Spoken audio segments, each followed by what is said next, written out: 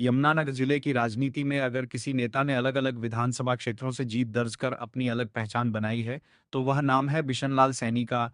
उन्होंने वर्ष 2000 में जगाधरी से और 2009 व 2019 में रादौर से विधायक बनकर अपनी राजनीतिक पकड़ साबित की। यमुनानगर जिले की राजनीति में जब प्रभावशाली नेताओं की चर्चा होती है, तो बिशन लाल सैनी का नाम प्रमुखता से लिया जाता है। उन्होंने अलग-अलग विधानसभा क्षेत्रों से चुनाव जीतकर अपनी अलग पहचान बनाई और जनता के बीच मजबूत जनाधार स्थापित किया। पिछले परिसीमन के बाद रादौर विधानसभा सीट पर जनता ने 2 बार हरियाणा सरकार के कैबिनेट मंत्री श्याम सिंह राणा को और 2 बार बिशनलाल सैनी को अपना प्रतिनिधि चुना। श्याम सिंह राणा ने समाज का वोट प्रतिशत कम होने के बावजूद अपनी मेहनत और संगठन के दम पर बड़ी जीत हासिल की।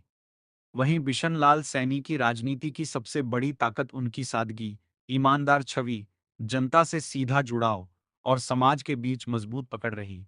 राजनीतिक जानकार मानते हैं कि अलग-अलग चुनावों में उन्हें विभिन्न राजनीतिक परिस्थितियों का भी लाभ मिला, लेकिन उनकी व्यक्तिगत पहचान भी एक महत्वपूर्ण कारक रही। साल 2024 के विधानसभा चुनाव में कांग्रेस के टिकट पर चुनाव लड़ते हुए बिशनलाल सैनी ने लगभग 60,000 वोट हासिल किए। क्षेत्र में ये भी चर्चा रही कि कांग्रेस के कई दावेदार पूरी तरह सक्रिय नहीं थे। फिर भी बिशनलाल सैनी अपने व्यक्तिगत जनाधार के दम पर पार्टी के लिए बड़ा वोट बैंक जुटाने में सफल रहे।